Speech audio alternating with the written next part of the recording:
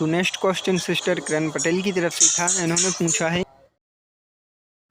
Hello नमस्कार दोस्तों, सुबह की गुड मॉर्निंग, राधे कृष्णा। कैसे हो आप सभी? आशा करते हैं आप सभी ठीक होंगे, स्वस्थ होंगे और मस्त होंगे, अपनी तैयारी में व्यस्त होंगे। तो देखिए दोस्तों, सामने कोहरा देखने को मिल रहा है थोड़ा, और इधर इस साइड देखिए धूप निकली हुई है। तो काफ़ी अच्छा व्यू है मॉर्निंग का, आप देख सकते हैं। इधर सिटी का नज़ारा, काफ़ी शांत माहौल रहता है सुबह सुबह, और वायु भी शुद्ध मिल जाती है, तो इसलिए छत पर घूमना अच्छा लगता है सुबह सुबह। तो मैं तो आता ही हूँ, और देख सकते हैं आप, बहुत ही अच्छा व्यू है। तो देखिए दोस्तों, सीधे छत से चाय आय पी, उसके बाद में मैं आ गया था अपनी स्टडी टेबल पर, और मैं अभी पढ़ रहा था मध्य प्रदेश। तो मध्य प्रदेश में क्या पढ़ रहा हूँ, आपका यही क्वेश्चन रहेगा। तो देखिए, मध्य प्रदेश में मैं पुनर्गठन पढ़ रहा था मध्य प्रदेश का। तो अब कौन सी बुक से पढ़ रहा हूँ, ये भी आपका क्वेश्चन रहेगा। तो मेरे पास में मुकेश माहेश्वरी थी, जो मैंने मतलब 12th पास हुआ था उसके बाद ही ली थी।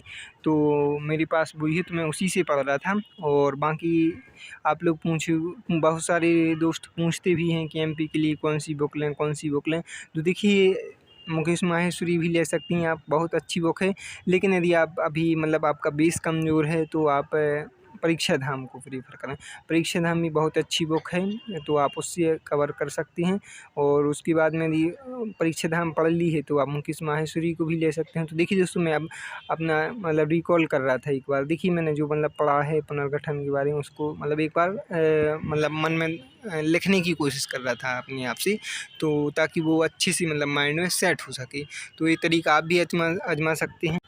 तो इसी के साथ आप लोगों के क्वेश्चन भी ले लेते हैं। तो देखिए, फर्स्ट क्वेश्चन था एक सिस्टर की तरफ से था। इन्होंने पूछा है कि भैया आप मॉर्निंग में कितने बजे उठ जाते हो? तो देखिए, सिस्टर उठने का कोई फ़िक्स टाइम नहीं रहता है, क्योंकि क्या होता है कि मतलब मेरी जो आदत है वह रात में पढ़ने की है।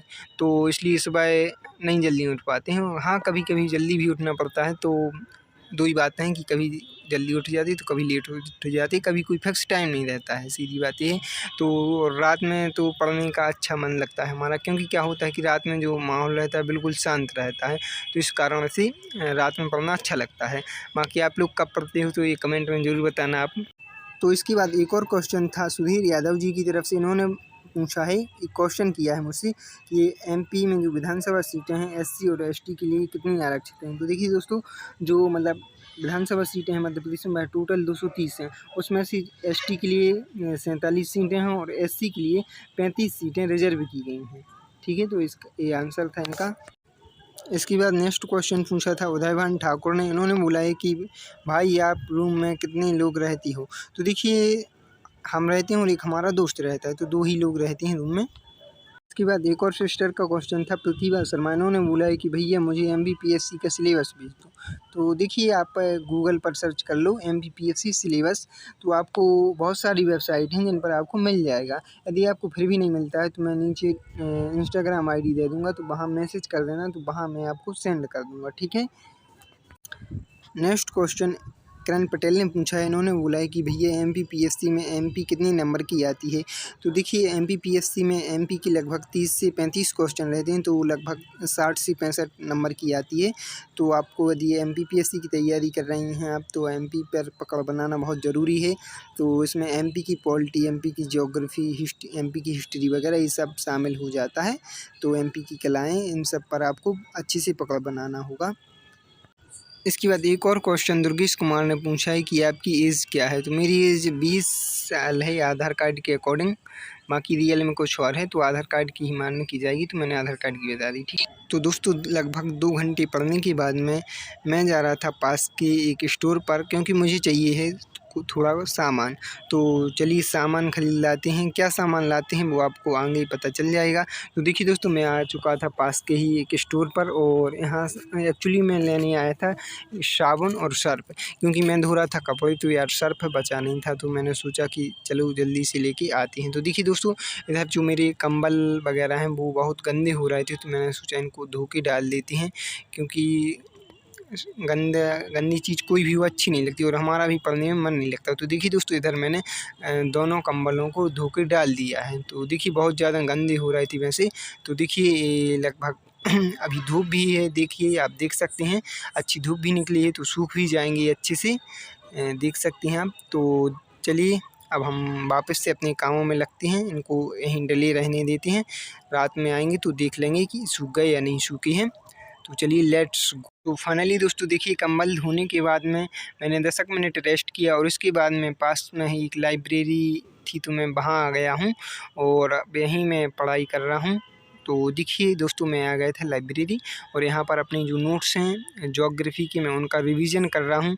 आप देख सकते हैं, मतलब मैंने बहुत अच्छी सी डायग्राम के साथ बनाए थे। तो देखिए, डायग्राम के साथ नोट्स बनाने का एक ही फ़ायदा होता है कि मतलब जैसे ही आप डायग्राम को देखोगे तो वो मतलब जो भी चीज़ है आपकी माइंड में ऑटोमेटिक मतलब रिकॉल हो जाएगी। जैसे मान लो आप पर्वत या पठार का नोट्स बना रहे हो और साथ साथ में जो प्रकार है उसका भी मतलब आप डायग्राम बनाते जा रहे हैं, तो उसका जो प्रकार है कि ये कौन सा प्रकार का पर्वत ऐसा होता है, तो वो आपकी माइंड में ऑटोमेटिक रिकॉल हो जाएगा। तो देखिए दोस्तों, लगभग 1-1.5 घंटे पढ़ने के बाद में मुझे आ रही थी नींद एक्चुअली, तो मैंने सोचा कि चलो चाय पी कर आते हैं। तो मैं पास में ही जा रहा था चाय पीने, लाइब्रेरी में हूँ अभी, बुक्स वगैरह रखें, तो मैं चाय पी कर आता हूँ जल्दी से। तो वहाँ गया था पास में ही चाय पीने, क्योंकि मेरे पास 2 ही ऑप्शन थे, या तो सो लें या फिर नींद को भगा दें। तो मैंने यही सोचा कि नींद को ही भगा देते हैं, क्योंकि मुझे अभी पढ़ना है।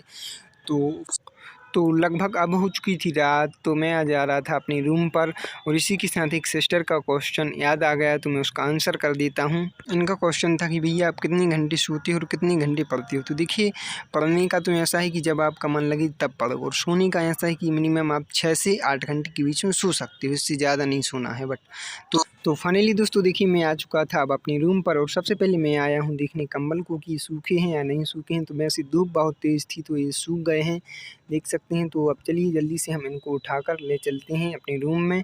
और देखिए, रात भी हो गई है। तो देखिए दोस्तों, आप देख सकते हैं कुछ इस तरह का रात का व्यू है सिटी का। लाइटें ही लाइटें चारों तरफ नज़र आ रही हैं। तो देखिए, तो दोस्तों इस ब्लॉग को यहीं पे एंड करते हैं, क्योंकि मेरा मोबाइल है जो डिस्चार्ज होने वाला है, तो इसको चार्ज करना है। बाकी मिलते हैं नेक्स्ट ब्लॉग में। Thank you.